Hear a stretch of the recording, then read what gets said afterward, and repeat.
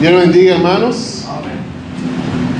Damos gracias a Dios por una vez más poder exponer su palabra, ser de bendición a su pueblo a través de la exposición bíblica. Como poníamos en el grupo esta mañana, por la gracia de Dios, mi familia y yo hoy estamos de fiesta. Cumplimos, gracias al Señor, 6 años junto con Ray. Y son 6 años de ver la bondad de nuestro Dios. Dice la Biblia: el que halla esposa halla el bien y alcanza la benevolencia de Jehová. Y es ver esa bondad para con nuestra vida, y eso es lo que estamos celebrando. Raida no está hoy con nosotros porque tuvo que quedarse con la niña que no ha estado sintiéndose bien. Oren por eso. Gracias a Dios ya está bien. Sin embargo, necesitaba quedarse la niña por hoy y Raida está allí con ella. Vamos a ir inmediatamente a Juan capítulo 7, versículos 25 al 36. Juan 7, 25 al 36.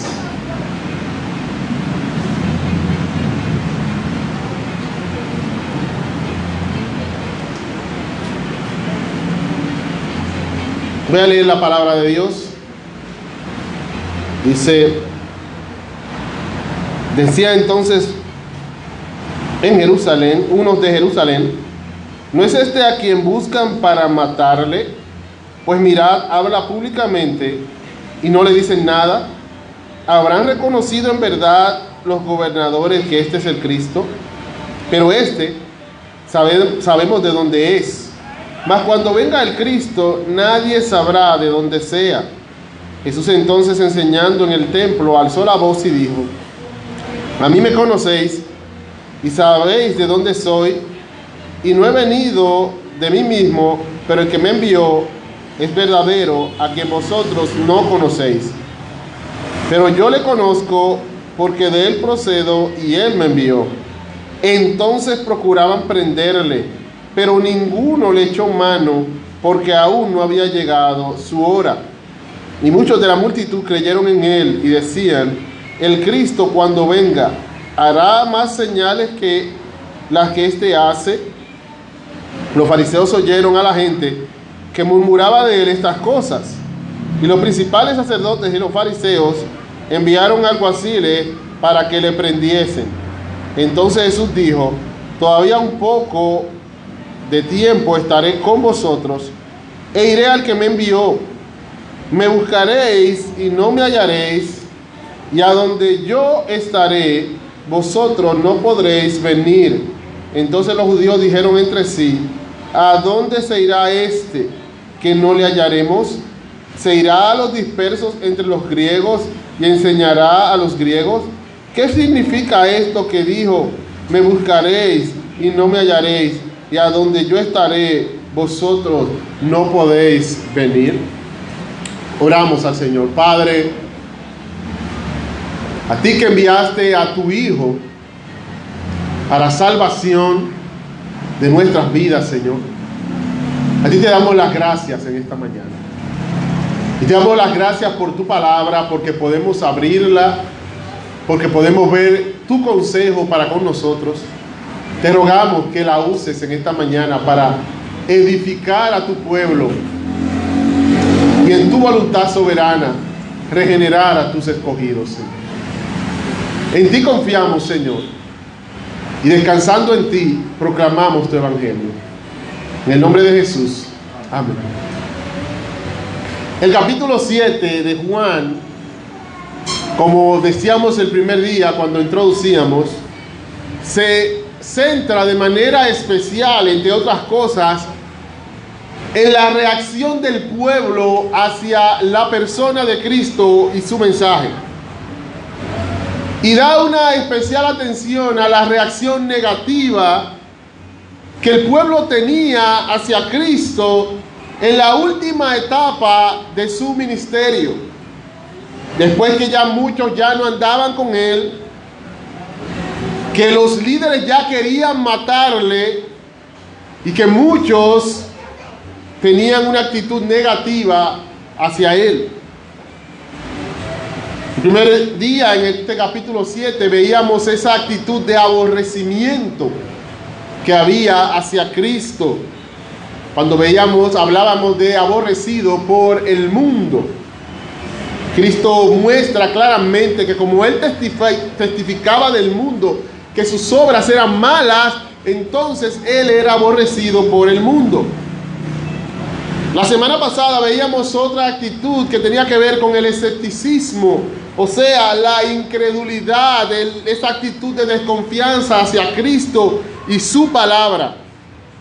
Ahora hay algo que es constante desde el principio del capítulo y que precisamente es fruto de esas dos actitudes, de ese aborrecimiento que tenían hacia él y de esa incredulidad. Fruto de ello, ellos querían matarle. Ellos buscaban a Cristo para quitarle la vida. Cristo estaba siendo perseguido. Ahora, algo que me llama la atención es que en el pasaje de hoy se nos muestra de manera clara que en medio de esa persecución hacia su persona, Jesús seguía siendo supremo. En medio de esa persecución hacia él, que querían quitarle la vida, que querían tomarle preso, en medio de todo eso, Jesús seguía siendo supremo. Cristo estaba muy por encima de sus perseguidores y de la persecución misma. Es por eso que hoy hemos titulado esta exposición La supremacía de Cristo en la persecución. Podríamos decir que tenemos dos objetivos en esta mañana con esta exposición. En primer lugar, que contemplemos la grandeza de Cristo. Hablar de cómo Cristo es supremo aún en medio de esa persecución, lo que nos hace mirar es a su persona y a su grandeza. Y eso es lo que queremos, como hemos estado cantando, ese Cristo que ha vencido, ese Cristo que ha de reinar. Ese Cristo ante quien todo el mundo tiene que doblar su rodilla. Pero también, no solamente que veamos esa grandeza de Cristo, sino que nuestras almas sean alentadas en medio de cualquier adversidad. Que ver la supremacía de Cristo en la persecución, ver cuán supremo, cuán alto es Cristo aún en medio de la persecución, nos lleve a nosotros a ser alentados en medio de cualquier adversidad al considerar a nuestro Señor Jesucristo. Y vamos a ver que en este pasaje la supremacía de Cristo se puede ver en dos cosas o en dos aspectos. Y en primer lugar vamos a ver la supremacía de Cristo en las limitaciones de sus perseguidores. La supremacía de Cristo en las limitaciones de sus perseguidores. Algo que es interesante en todo este pasaje es que aquellos que querían perseguir a Cristo, que querían prenderle, que querían matarle, tenían limitaciones. Algo que es evidente aquí es que ellos no eran una amenaza real para Cristo. Es que a pesar de que ellos le llevaron a la cruz, ellos no eran una amenaza para nuestro Señor. Había limitaciones en los perseguidores de nuestro Señor Jesucristo. Por ejemplo, el versículo 25 dice: decían entonces unos de Jerusalén, ¿no es este a quien buscan para matarle? Pues mirad, habla públicamente y no le dicen nada. ¿Habrán reconocido en verdad los gobernantes que ese es el Cristo? El pasaje comienza mencionando a un grupo diferente al que ha estado mencionando desde el principio. Desde el principio ha hablado de los judíos y de la multitud. Los judíos, como hemos dicho, hace referencia a los líderes religiosos específicamente. Cuando habla de la multitud, se refiere a esa multitud que estaba allí en la fiesta. Esa fiesta de los tabernáculos, donde toda la nación se volcaba hacia Jerusalén a celebrar esa fiesta instituida desde el Antiguo Testamento. Pero aquí nos presenta otro grupo, dice unos de Jerusalén. Está mostrando que este grupo específico, esta es de la multitud, pero no es de cualquier lugar, porque la multitud puede incluir y probablemente se enfoque más bien en esos peregrinos de toda la nación que iban a la ciudad por causa de la fiesta. Pero cuando dice aquí unos de Jerusalén, está diciendo, estos no son cualquiera entre la multitud, son de la ciudad. Eran los capitaleños. Y unos de Jerusalén dicen, pero este está aquí hablando públicamente y nadie le dice nada. Habrán reconocido que este es el Cristo. A este no es que buscan para matarle. Es interesante que vemos aquí que los de Jerusalén, a diferencia de los peregrinos, que dicen, ¿quién quiere matarte? Ellos hasta sabían que los gobernantes querían matar a Cristo. Y ellos dicen, pero él está aquí ya y está hablando públicamente y nadie le dice nada. Y no es simplemente que él está hablando públicamente. Cristo había hecho acusaciones fuertes. Él había dicho que ninguno de ellos cumplía la ley. Él le había dicho que ellos no querían hacer la voluntad de Dios. Cristo no estaba allí haciendo una charla motivacional. Cristo le había confrontado su escepticismo, su incredulidad. Y ellos dicen, pero ven acá, ¿y cómo es que a él nadie le dice nada? Y no es a este que estaban buscando para matarle. Ahora, luego ellos hacen una declaración que vamos a ver en el siguiente punto. Y Cristo entonces le da una respuesta. Una respuesta que, como vamos a ver, le ofende realmente. Porque le muestra a ellos que ellos ni siquiera conocen a Dios. Y entonces esto provoca una reacción. Versículo 30. Entonces procuraban prenderle. ¿Quiénes procuraban prenderle? Esos mismos que se habían preguntado que cómo es que no lo han agarrado. Y esos mismos a lo que Cristo le responde. Ellos entonces querían tomar en sus manos a Cristo, ya que los gobernantes no quieren hacer nada. Y mira ahora lo que Él nos dice a nosotros. Dice, entonces ellos procuraban prenderle. Y dice allí, pero ninguno le echó mano. ¿Saben por qué? Porque aún no había llegado su hora. Ellos procuraban prenderle. Y esto aquí nos revela la verdadera razón por la cual ni siquiera los gobernantes habían hecho nada. No tenía que ver con asuntos humanos. La realidad final es que ni siquiera los gobernantes le podían hacer nada en ese momento. Y esas personas de Jerusalén tampoco podían hacerle nada. ¿Saben por qué? Porque el Dios soberano no había querido que así fuera.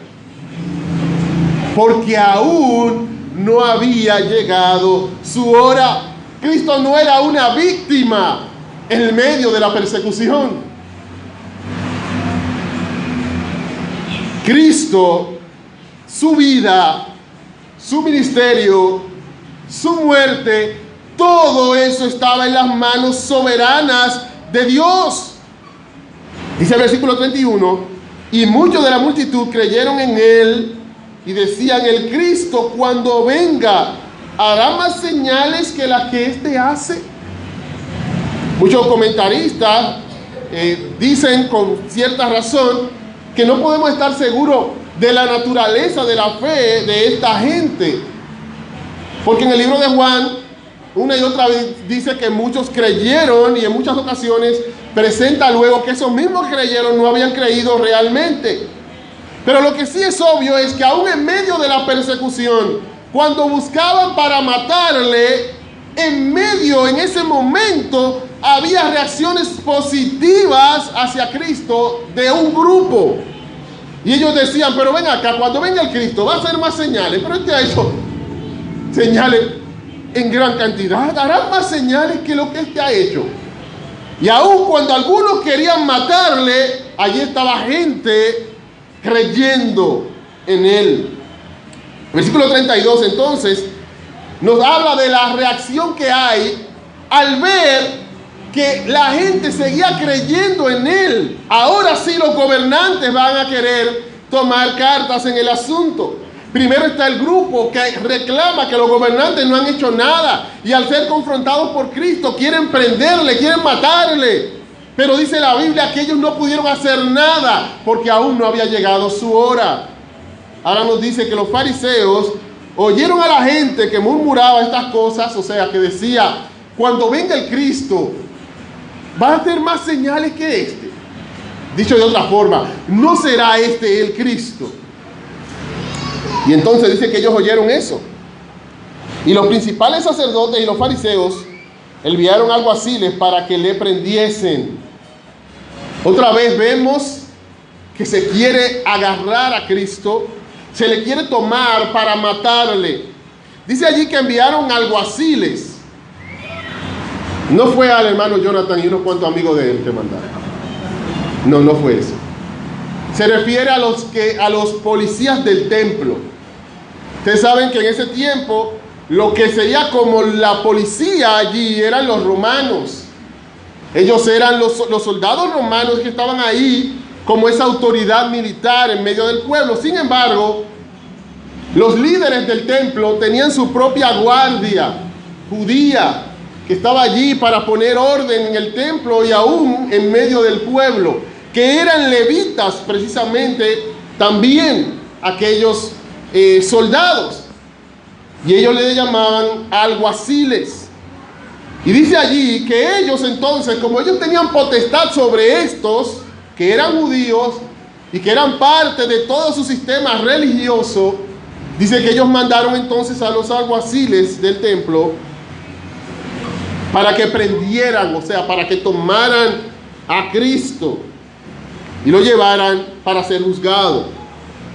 El versículo 33 nos dice que Cristo no se amedrentó, Cristo no se llenó de temor. El Señor estaba tranquilo y Él lo que hizo fue responderle a ellos. Unas palabras que vamos a considerar también en el segundo punto. Entonces Jesús dijo, todavía un poco de tiempo estaré con vosotros e iré al que me envió. Me buscaréis y no me hallaréis, y a donde yo estaré vosotros no podréis venir. Es interesante que estos alguaciles, cuando quieren agarrar a Cristo, Cristo lo que comienza es a hablar con ellos. Y el Señor le habla, le muestra verdades con relación a su persona, y ellos no pueden prenderle. Más adelante sucede algo muy interesante. Esta historia o esta parte de la historia de los alguaciles no concluye aquí, sino que en el versículo 45 más adelante nos dice, los alguaciles vinieron a los principales sacerdotes y a los fariseos, y estos le dijeron, ¿por qué no le habéis traído? O sea, ellos le enviaron a agarrar a Cristo, y ellos regresan sin Cristo. Y ellos preguntan, pero ¿por qué no le habéis traído? Los alguaciles respondieron, jamás hombre alguno ha hablado como este hombre. Miren esta escena. Envían a los alguaciles a agarrar a Cristo. Cuando ellos llegan, Cristo no le da ningún temor, sino que Él comienza a hablarles a ellos y a hablar a quienes están allí.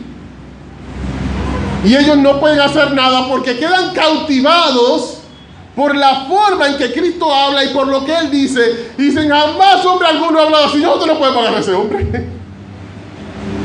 No pudimos agarrarle. Fíjense, aquí no pasa nada sobrenatural de manera evidente o visual. No es que Cristo, como en una ocasión dice, yo soy, ellos se caen. Cristo simplemente comienza a hablar de verdades evangélicas, verdades del Evangelio. Y ellos quedan impactados y no pueden hacer nada y regresan con las manos vacías y simplemente dicen: jamás hemos visto a un hombre que hable como él habla. ¿Sabe la que nos muestra todo eso? Que aún en medio de la persecución, Jesús sigue siendo supremo.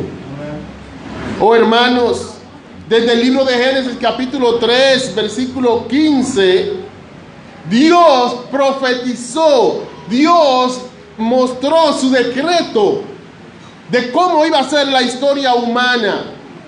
Y Él dice allí en Génesis 3:15 a Adán y a Eva que en la historia humana habría una familia, se puede decir así, del mal, la familia de Satanás, Satanás mismo, la serpiente, que estaría en contra de la descendencia santa, la simiente de la mujer.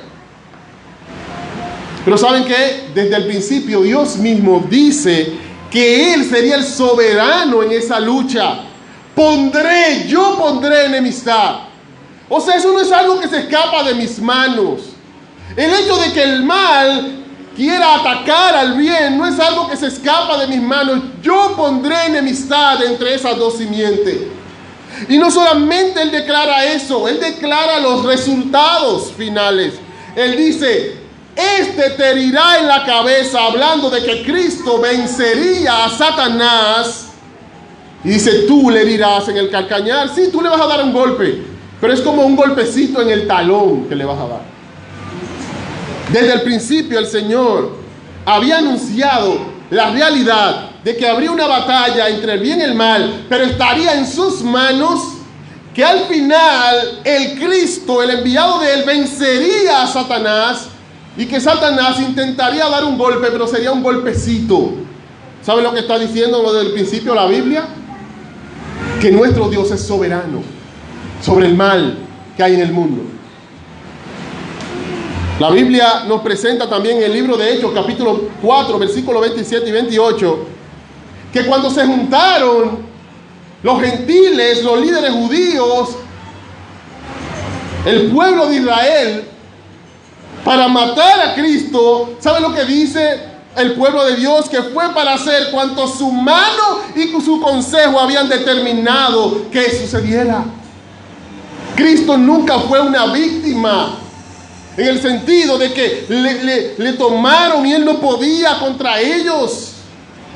Fíjense claramente aquí que cuando la voluntad, el tiempo de Dios no había llegado, nada podían hacer contra Él, porque la vida de Él no estaba en las manos de ellos.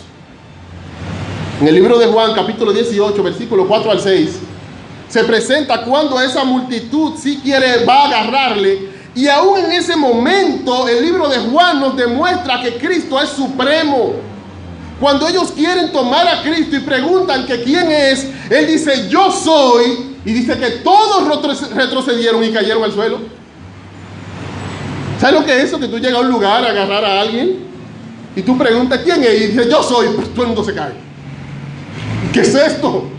¿Saben? Aún en ese momento el Señor demostró: mira, me va a agarrar porque yo quiero. Me van a agarrar porque es mi voluntad entregarme.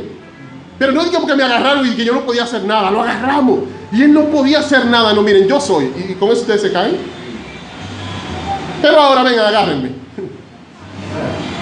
Y allí Él está mostrando su supremacía, su señorío. Oh, hermanos, hoy día, en estos días, se está viendo muy malas intenciones hacia el pueblo de Dios. Por ejemplo, se ha estado hablando, y no es un asunto, como dicen algunos, en este sentido conspiranoico y todo lo demás, es algo real.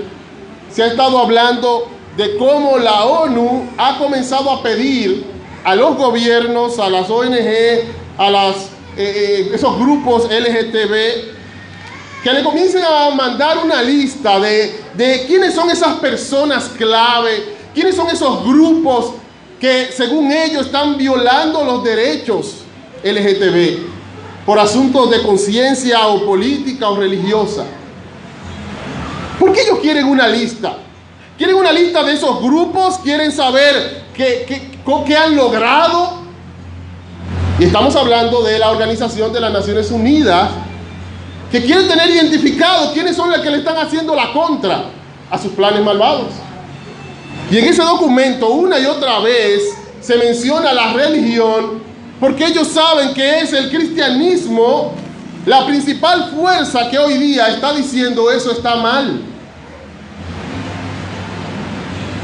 Pero hermanos, hay una realidad que debemos tener en cuenta, no solamente con relación a eso, sino con relación a cualquier adversidad o cualquier cosa que el mundo quiera hacer. Y es que nuestro Dios es soberano sobre todas las cosas.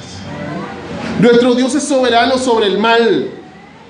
El mundo solo puede hacernos aquello que Dios ha determinado y permita que ellos hagan. Nada más.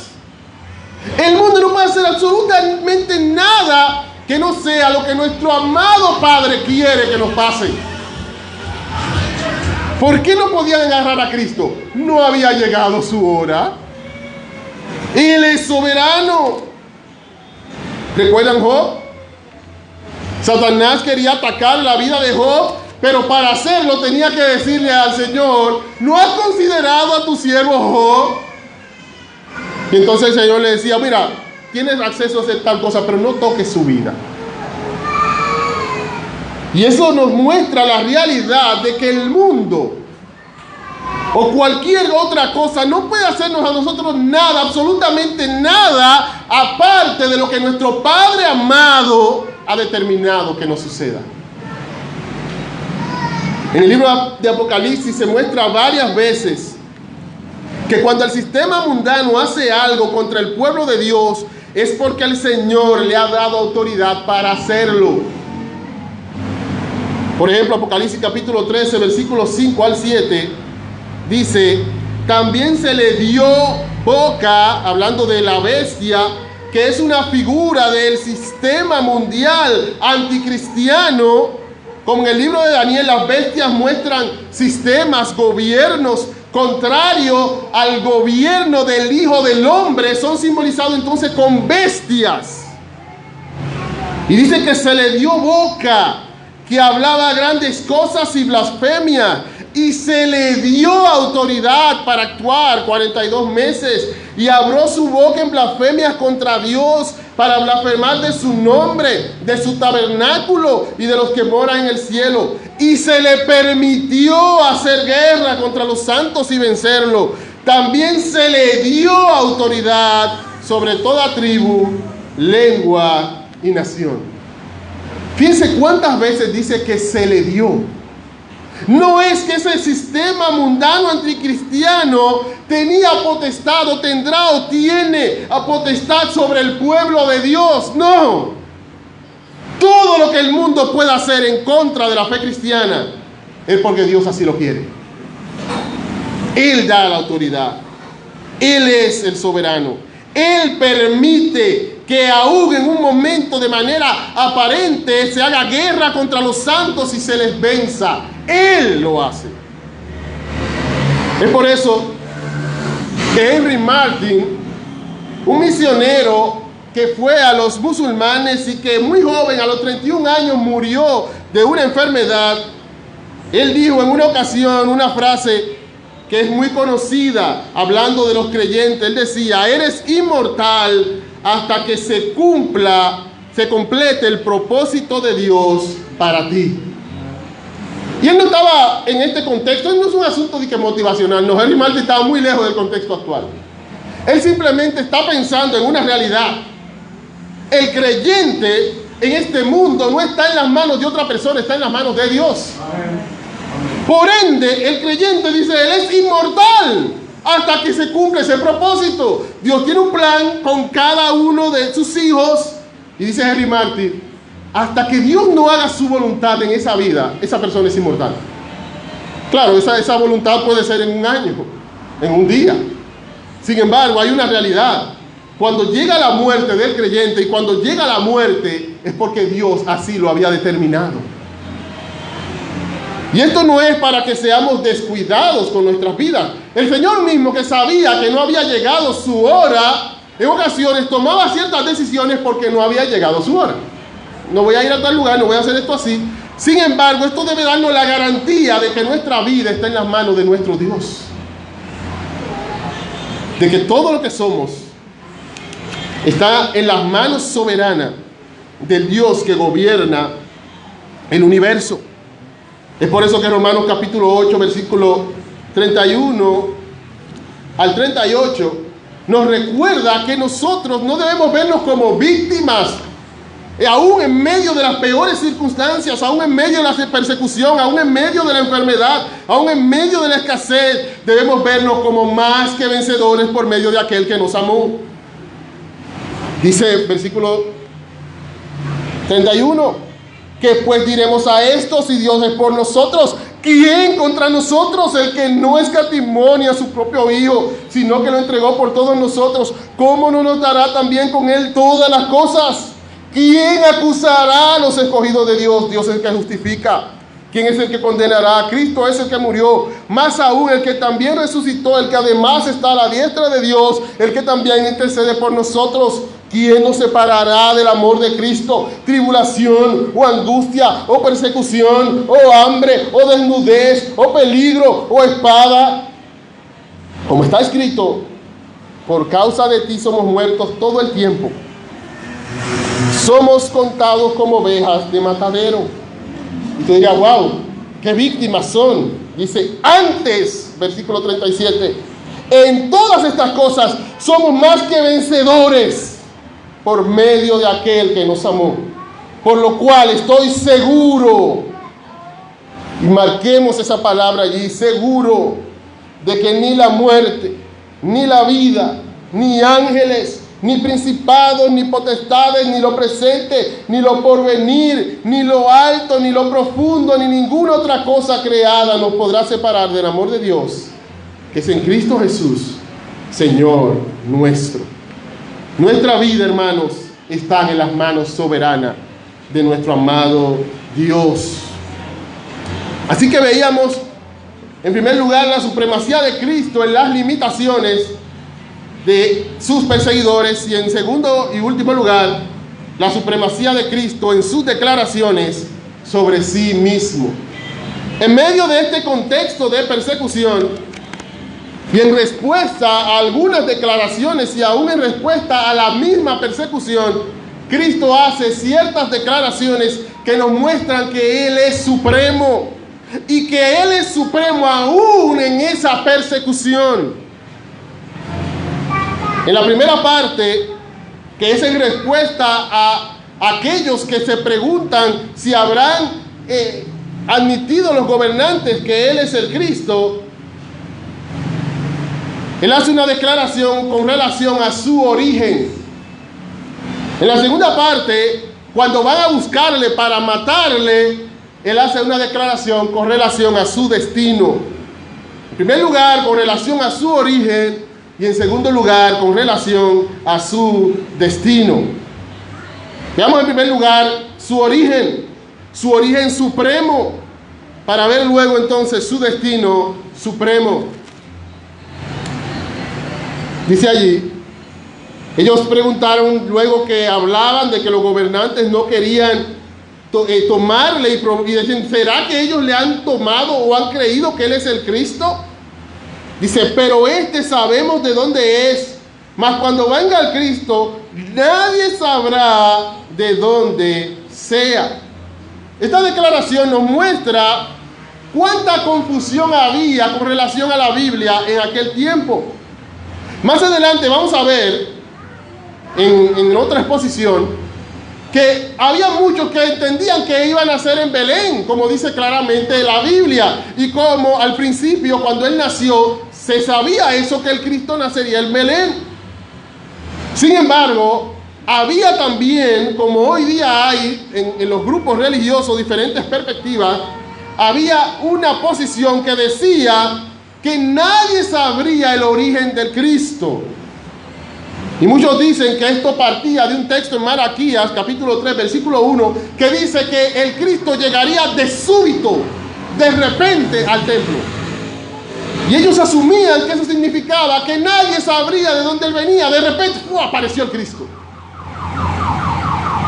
Y entonces, estos que al parecer era de quienes tenían esa creencia, dicen, pero sabemos de dónde es. Realmente ellos ni eso sabían, hablando humanamente, porque más adelante vamos a ver que se entendía que él era de Nazaret. No se sabía que había sucedido soberanamente, que había un censo y que él tuvo que nacer en Belén, tal y como decían las profecías. Y entonces ellos dicen, pero nosotros sabemos de dónde es este. Y entonces dice allí, Jesús entonces, enseñando en el templo, alzó la voz y dijo, a mí me conocéis y sabéis de dónde soy, y no he venido de mí mismo, pero el que me envió es verdadero, a quien vosotros no conocéis, pero yo le conozco, porque de él procedo y él me envió. En este texto, Jesús comienza en primer lugar declarando que ellos saben de dónde él era. La mayoría de expertos en los idiomas originales están de acuerdo en que estas palabras deberían tomarse de manera irónica. Y es como si Cristo estuviera diciendo, por eso algunas versiones le ponen esos signos de exclamación, con que ustedes saben de dónde yo he venido. Ustedes dicen que saben. Ustedes saben de verdad acerca de mi origen. Dicen ustedes que saben. Es una forma de mostrar la ignorancia de ellos. Y precisamente él le va a demostrar que ellos ignoran eso porque ellos ni siquiera conocen a Dios. Y por no conocer a Dios, por ende ellos no podían conocer cuál era su origen real.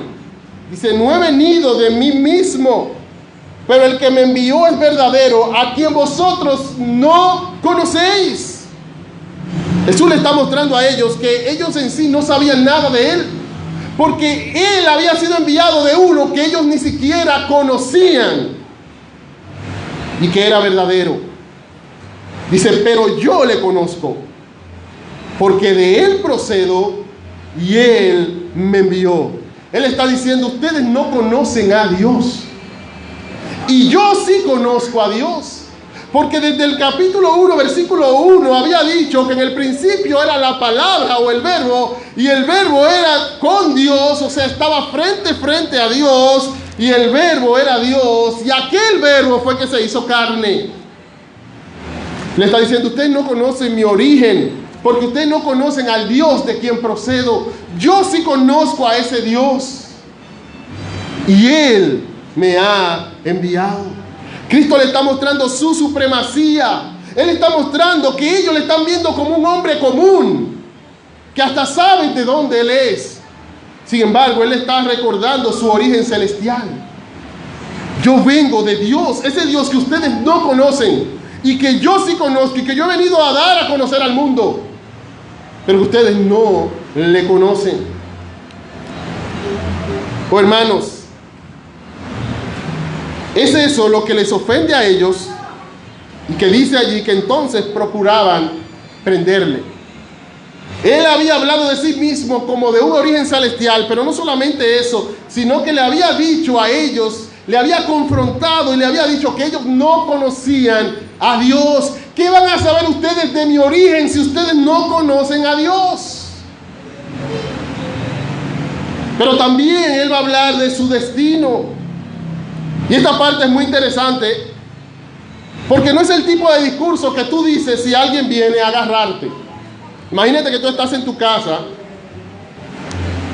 y se escucha allá adelante que están llamando tu nombre, y tú te das cuenta que es la policía y que vinieron a buscarte a ti. Sería bien extraño que tú te levantaras y dijeras, todavía un poco de tiempo estaré con vosotros. ¿Cómo así? Fulano, mira, usted está bajo arresto. Por un poco de tiempo yo voy a estar con ustedes. ¿Qué es eso? Lo que pasa es que estas declaraciones de Cristo, las primeras tenían que ver con su origen, estas tienen que ver con su destino. Y Cristo le va a mostrar no solamente que su origen es supremo, Su destino es supremo. Y ellos que iban a agarrarle se encuentran con la sorpresa de que la vida de él no está en las manos de ellos. Es por eso que ellos tienen que irse después y decir, es que nunca hemos escuchado a un hombre hablando así. Él le va a demostrar que su destino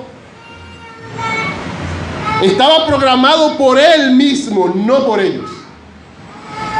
Vinimos a agarrarte y se sabe que era agarrarlo para matarle, porque desde el versículo 1 se dice que es para matarle que lo están buscando. Y él le dice, todavía un poco de tiempo yo voy a estar con ustedes.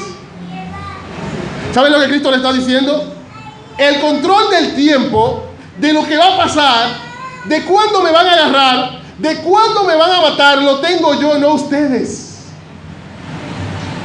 Cristo está mostrando su supremacía en la persecución al mostrar su destino supremo, mostrando primeramente que su destino estaba programado por él, no por ellos. Este poco de tiempo, o un poco, hace referencia a los probablemente 6 meses que quedaban hasta su muerte, tomando en cuenta el hecho de que están en la fiesta de los tabernáculos y él fue muerto en la Pascua. Y él dice, yo voy a estar un poco de tiempo con ustedes. Todavía falta un poquito, tranquilo. Ellos fueron a agarrarle, pero él le mostró su programa. Mira, todavía no toca, miren, aquí está el guión. No toca todavía. No es ahora que me va a agarrar. Yo soy el soberano. Yo soy supremo. No es el momento. Se están adelantando a los planos. Yo tengo los planos porque yo los controlo aún a ustedes. Soy el soberano. Todavía un poco y estaré con vosotros. Su destino estaba programado por él, no por ellos. Pero también él le va a mostrar que su destino era celestial. Él le dice, todavía un poco de tiempo estaré con vosotros e iré al que me envió. Y este iré también nos recuerda que él tenía el programa. Ni siquiera era que lo iban a matar como tal, aunque desde una perspectiva humana sí le mataron, pero él dice, es que yo me voy a ir. Fíjense que aquí él es activo. Él no está recibiendo, él no le están haciendo nada. Yo estaré aquí y yo me voy a ir. Nada me va a pasar, usted no me va a hacer nada a mí. Yo voy a hacer mi voluntad. Pero también le muestra allí que es un destino celestial, porque él dice, iré al que me envió. ¿Sabe lo que le está mostrando con eso? Que su muerte en la cruz no sería una derrota, sería una victoria. Él tenía el control de todo en medio de la persecución. Yo digo la hora en que me agarran, la hora en que me matan y también lo que pasa después. Y lo que va a pasar después es que yo lo que me voy a levantar y me voy a ir al que me envió. Tranquilo. ¿Saben por qué? Porque Él es el soberano. El soberano de los reyes de la tierra. Dice, me buscaréis y no me hallaréis. Y a donde yo estaré, vosotros no podréis venir. Yo voy a ascender a los cielos. Y ustedes, aunque me busquen, no me van a encontrar, porque yo me voy a ir. No es que ustedes me van a hacer algo y yo no podía hacer nada, no. Es que se va a cumplir mi programa y cuando yo quiera me voy y me voy al cielo otra vez al que me envió. Y ustedes ni siquiera van a poder encontrarme. Claro, la forma en que Cristo habla, como los mismos alguaciles tienen que decir, nunca he oído hombre hablando así, le causó confusión a ellos. Y probablemente había líderes allí que fueron probablemente de espectadores a ver cómo los alguaciles le agarraban. Probablemente no de los más principales, porque a los más principales donde van los alguaciles a dar el reporte, dice allí versículo 35, entonces los judíos dijeron entre sí, ¿a dónde se irá este? Que no le hallaremos. ¿Se irá a lo disperso entre los griegos y enseñará a los griegos? ¿Qué significa esto que dijo? Me buscaréis y no me hallaréis, y a donde yo estaré, vosotros no podéis venir. Porque es que este lenguaje de Cristo nos habla de alguien supremo, que ellos tratando de explicarlo con asuntos humanos, porque le veían como un hombre, no podían entenderlo. Por eso llegan a la conclusión, ¿será que él se va a ir fuera de Israel, a donde los gentiles? Y bueno, en cierta forma ellos estaban diciendo algo que iba a pasar, porque realmente Dios le iba a rechazar a ellos para llevar la salvación a los gentiles. Sin embargo, ellos no podían comprender el lenguaje supremo de nuestro Señor Jesucristo. Hermanos,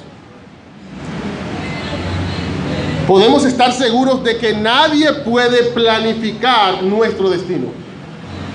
Nadie.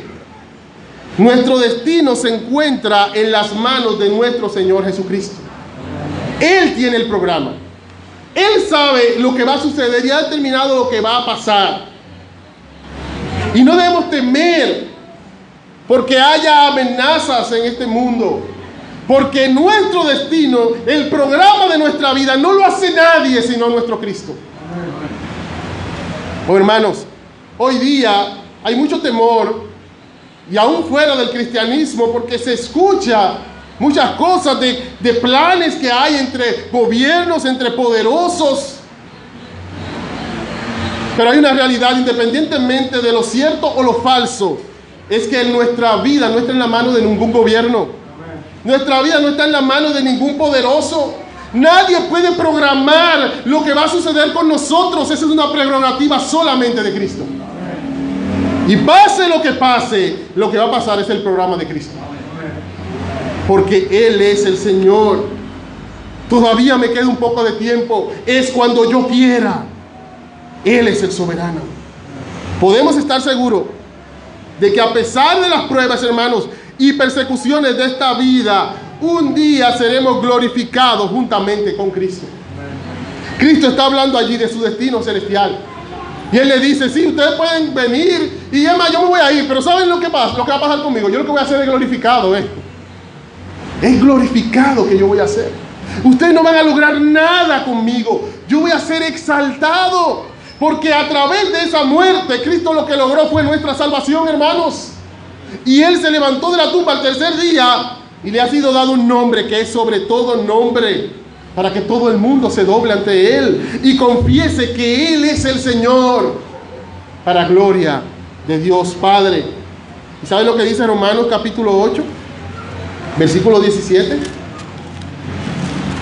Una verdad que debe llenarnos de aliento a cada uno de nosotros. Y si hijos, también herederos, herederos de Dios y coherederos con Cristo, si es que padecemos juntamente con Él, para que juntamente con Él seamos glorificados. Versículo 18. Pues tengo por cierto que las aflicciones del tiempo presente no son comparables con la gloria venidera que en nosotros ha de manifestarse. Hermanos, esto debe alentarnos. Así como Cristo tenía un destino celestial y glorioso, el glorioso destino de Cristo ha garantizado un destino glorioso para nosotros, pase lo que pase.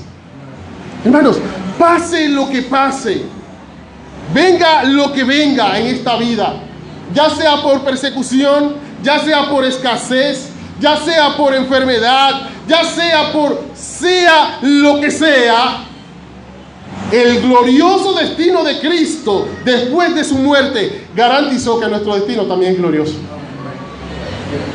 Y hemos visto ya el final. Hace un tiempo veía una serie donde 3 personajes tuvieron la oportunidad, lógicamente dentro de la ciencia ficción, de viajar al futuro. Y en el futuro ellos vieron que ellos, pasara lo que pasara, al final eran de los que quedaban vivos. Y ellos, cuando regresaron al tiempo presente, dijeron, pero nosotros somos inmortales, nosotros vimos el final. Y entonces, si había que arriesgarse, ellos se arriesgaban, porque decían, a nosotros no va a pasar nada, ya nosotros vimos que hasta nietos vamos a tener, entonces podemos tomar todos los riesgos. Oh, hermanos, no en la ciencia ficción, en la realidad de la palabra de Dios, hemos visto el final ya. Nosotros hemos visto el final, que aún si morimos, que aún si somos torturados, que aún si sufrimos pasamos por enfermedades, que aún si pasamos por necesidades, si aún pasamos por hambre, por lo que sea, al final ganamos nosotros. Y saber que hemos visto el final debe llenarnos a nosotros de aliento y seguridad. Jamás he visto a un hombre hablar así. No solamente su contenido, sino la seguridad que él tenía cuando ellos fueron a matarle. Pero ¿sabe cuál era su seguridad? ¿Quién él era? ¿Y cuál era su destino? Nosotros no somos él, claro que no. Pero en la unión con él se ha garantizado nuestro destino glorioso, hermanos. Y no debemos temer a nada. No debemos amedrentarnos en este mundo. No debemos desanimarnos por las situaciones difíciles, sino que debemos tener la garantía de que pase lo que pase, nosotros ya vimos el final. Y el final es bueno para nosotros, hermanos. Oh, querido amigo, tú no puedes vivir con esa seguridad. Tú no puedes vivir con esa garantía. Esa garantía la tenía Cristo por cuanto Él es el Señor. Nosotros no la tenemos porque somos positivos. No, Él es el Señor. La garantía la tenemos es porque estamos en unión a Él. Y querido amigo, si tú no estás en unión con Él, no tenés la garantía de decir que al final vas a estar del lado vencedor. Juan 3:36 dice: el Padre ama al Hijo y ha entregado todas las cosas en sus manos. Él es el amor del Padre. Él es el tesoro del corazón del Dios eterno. Por eso le ha puesto por encima de todo. Le ha entregado todo en sus manos. Y en consecuencia de eso, dice Juan, el que cree en el Hijo tiene vida eterna. Pero ¿saben lo que pasa con el que rehúsa creer? No verá la vida, sino que la ira de Dios está sobre él. Oh, querido amigo, te hacemos una invitación, un llamado a que agarres, a que te aferres a la oferta gratuita del Evangelio y puedas tener la garantía de la vida eterna. Y que pase lo que pase en este mundo, tengan la tranquilidad de que a los que aman a Dios todas las cosas les ayudan a bien. Tengan la tranquilidad de que un día vas a ser glorificado juntamente con Cristo y reinarás por los siglos de los siglos. Cree en el Señor Jesucristo. Padre, te damos gracias. Gracias, mi Dios, por tu palabra. Gracias porque podemos ver a Cristo glorioso. Y eso nos conduce a la adoración. Y podemos ver sus promesas, su soberanía, sus garantías. Y eso nos llena de aliento, Señor. Ayúdanos, Señor, a centrarnos en el Evangelio de tal manera que vivamos vidas sin temor en este mundo, descansando en tu soberanía. Trae salvación a aquellos que no te conocen y dale esa garantía de vida eterna que tu Hijo compró para nosotros. En el nombre de Jesús. Amén.